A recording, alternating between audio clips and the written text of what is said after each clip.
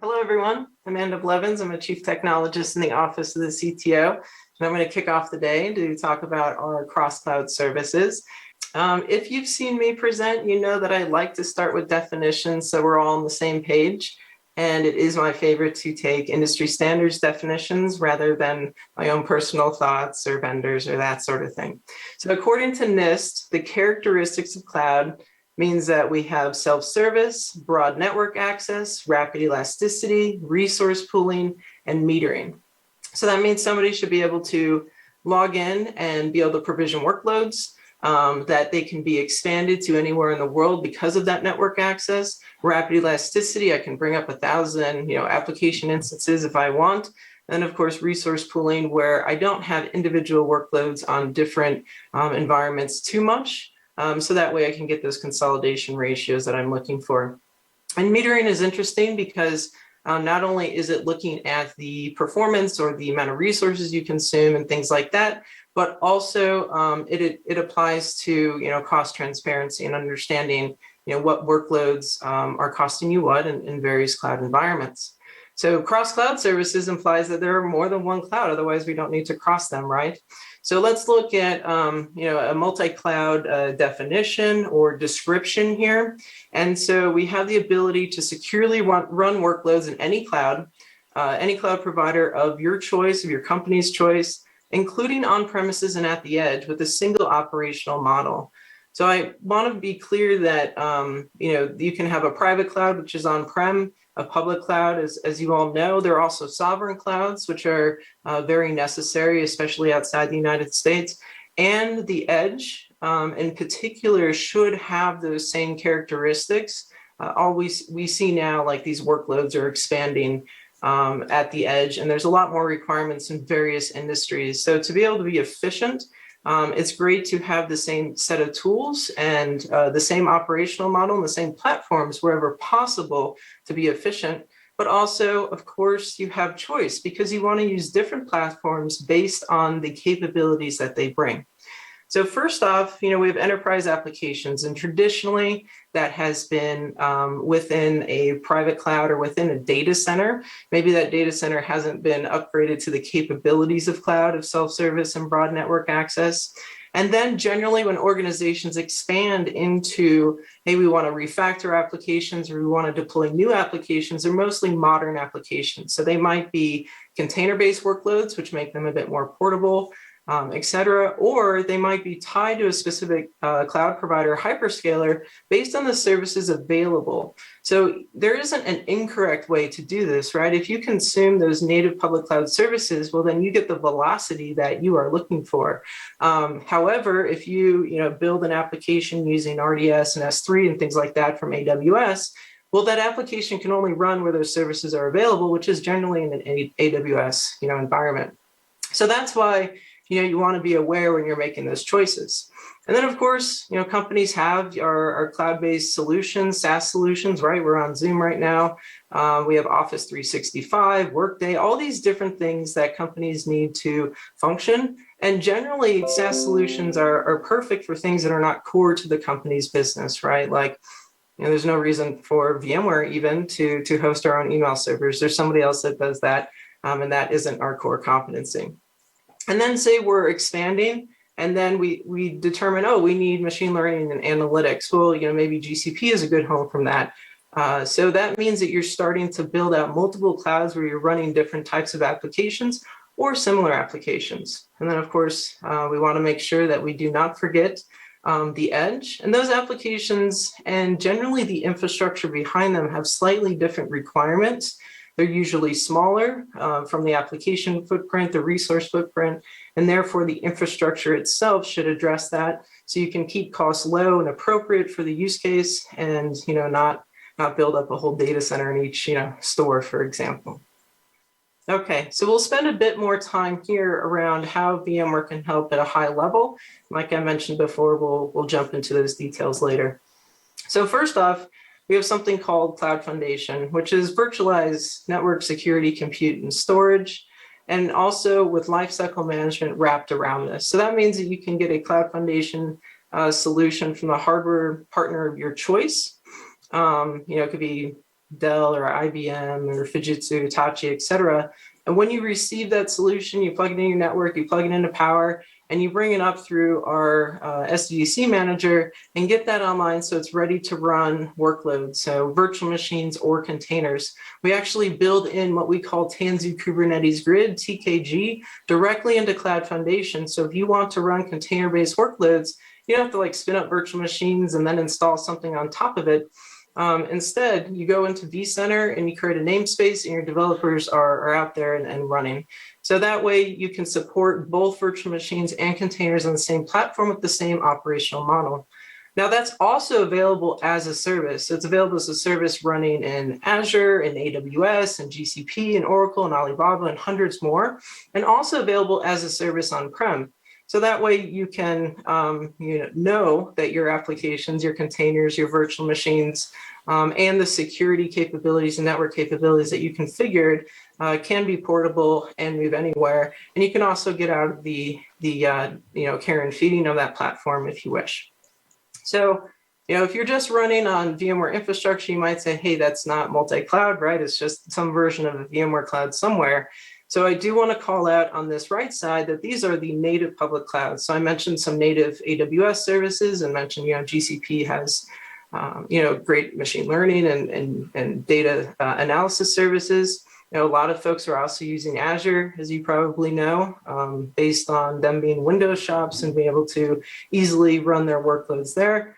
We are open and we partner with all of them, not just to have our solutions like Cloud Foundation as a service in their environments, but also for some of our cross-cloud services to help you all be able to manage those workloads, have that cost transparency, that metering, security, connectivity, and other things. So I'm going to jump above Tanzu for a moment and talk more about maybe traditional work that us IT folks have been working on for many years, just to give you an idea at this layer, and then I'll come back down to the Tanzu layer.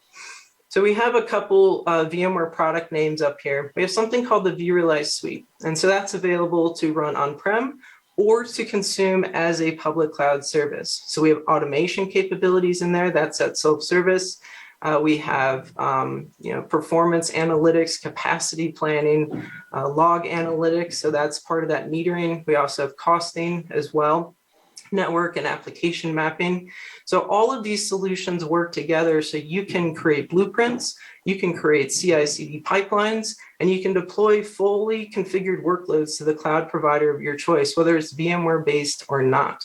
And that can also be agnostic. So once you create a blueprint and a workflow for to land in AWS, I might call EC2 machines or something else, well, then you can reuse that if it is that cloud agnostic blueprint and be able to have that same workload fall in Azure, GCP, or a VMware-based environment.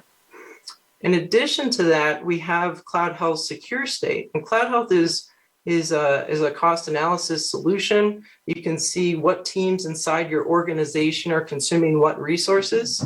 Then you can also do some what if and say, hey, if I resize that machine, what is that going to save me from a cost perspective? And we can pipe all of our Vrealize operations data into that. So you have a full view of not just public cloud, but also on-prem, private cloud, and at the edge. I'm going to say one more thing before I pause again for some questions. You'll see that secure state part on there. So secure state is an additional capability of Cloud Health, where not only can we show you how your a single service is configured and if it's secure, like for example, an S3 bucket, have I applied all the security that I need, but also how a chain of services working together if they are secure. So our threat analytics unit builds a very strong knowledge base to alert you to these possible vulnerabilities that you have, and then you can choose to automatically remediate or do that manually. And I think this is probably one of the more confusing parts of the VMware kind of cross-cloud capability when we think about cloud automation, et cetera, creating blueprints, deploying and provisioning cloud services. I understand that part of the Vrealize message, but Vrealize has become kind of, I guess, to VMware's benefit, big. So can you go into some details around how Vrealize separates itself from the competition when these other areas for performance, delivery, and security? Because I think those are the areas that I'm a little bit less familiar with. Absolutely, thank you. So we have Vrealize Automation, which is the area where you might create blueprints, where you might do security operations with the SALT add-on, where you have the ability to create full CI/CD pipelines and tie into Jenkins and other developer tools and repositories to kick it off. So it's very, very flexible, and that alone can be complex and maybe a little intimidating. And then, like he said, we add on other solutions in there. So we have Vrealize Operations, and that is I like to refer to it as an analytics engine. Some people might refer to it as a monitoring tool, but I don't think that's accurate because we can pull in SQL time series data from any source. Of course, we have many, many partners that have management packs that can plug into this. So you can pull in infrastructure information, you can pull in application or user experience information, and you have a full end-to-end view of how your environment is performing at all levels. And the reason I call it an analytics engine is because then it just doesn't like pop up an alert like, oh, your disk is 95% full. Maybe it's supposed to run that way. Maybe that's how the system is supposed to be. But it learns over time what normal is in your environment. And then when your environment deviates from normal, like say a CPU usually runs at 75%, and then it drops down to 30, maybe that SQL server got hung up or something like that. And it also has the costing and capacity analysis in there. So I can do what if analysis. I can say I'm going to add an application that has 50 VMs and they have these profiles. And then you can understand, well, based on those profiles, do I need to buy new hardware? Will it fit in my existing environment? Then we'll also tell you like, hey, based on the trends that you have, you're going to run out of storage space in 100 days. So that way you can have those cloud characteristics where you have that resource pooling and that flexible capacity for folks to use. And there are a couple more solutions in there. There's one called Vrealize Network Insight. That's actually one of my favorites. You can use that to understand where all of your application, database, et cetera, traffic is going, all your traffic within your data center and also outside of your data center. So this is super helpful, not just for identifying network issues and troubleshooting or possibly security holes. In addition to that, a lot of folks use it to plan their cloud migration. So which applications do we move first? But also, as you all know, as longer you're in a data center, the more spaghetti you get. So trying to peel that back and understand, what talks to what so I can make a smart plan if I'm going to move these workloads into a different environment. And the last one is Vrealizelog Insight. This again is a logged analytics tool. We can bring in any logs from the environment and we will tie that into Vrealize Operations. So when I worked tech support and people called up and said, hey, this is broken, I wanted to ask, what did you do right before you called me? Right? Because usually a user will change something. So Log Insight is like that answer. What did you do right before you called me to break it? So Vrealize Operations will pull in that data and correlate it if there's some sort of issue. That's a lot. Yeah. From one of the hangups of Vrealize Suite in the past is that it was not well integrated into a single pane of glass. And I've used what delegates like to use the word pain as in difficult.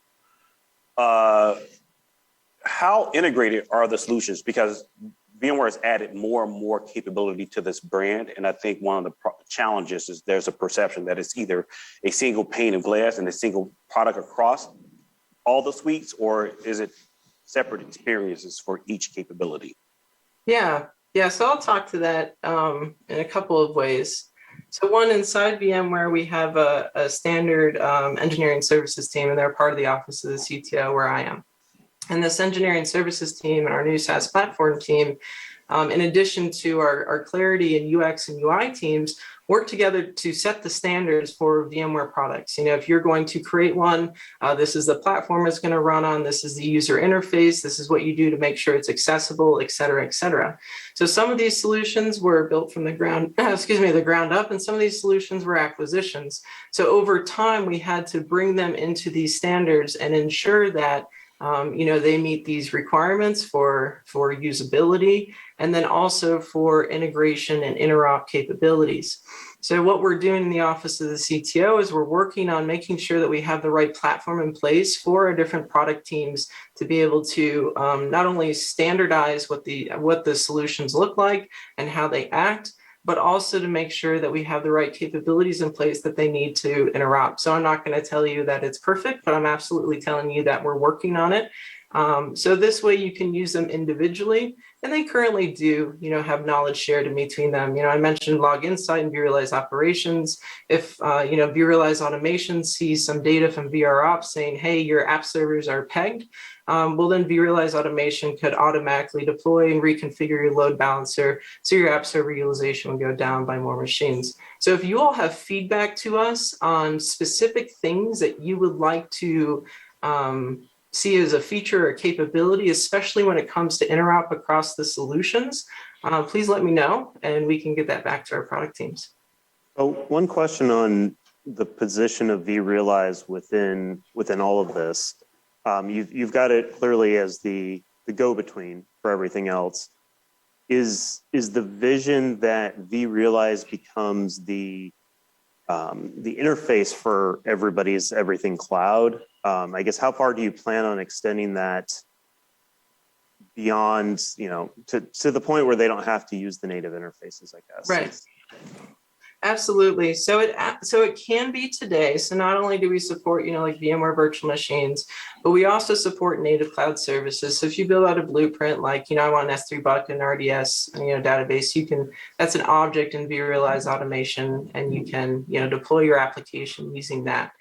Now, the thing about multi-cloud and tying that back to how a business operates is there needs to be flexibility and choice. So I wouldn't say you must do all of your cloud work through an interface like Vrealize or like Tanzu Mission Control that I'll get to in a moment. I think that it really depends how your teams function. If they are very separate, like for example, you have a data sciences team and all they do is data analytics and therefore interfacing directly with the Google platform, that might make more sense. But if you have an application team that's around enterprise applications and they deploy their applications to maybe the private cloud and to Azure, well, then maybe you want them to use the same interface in that example. So Vrealize Automation absolutely can be that interface, but I don't want to go as far to say that it must be at all times. It really depends on how your organization functions. So we will go into a lot more depth around Tanzu. I mentioned how our Kubernetes runtime is built into vSphere.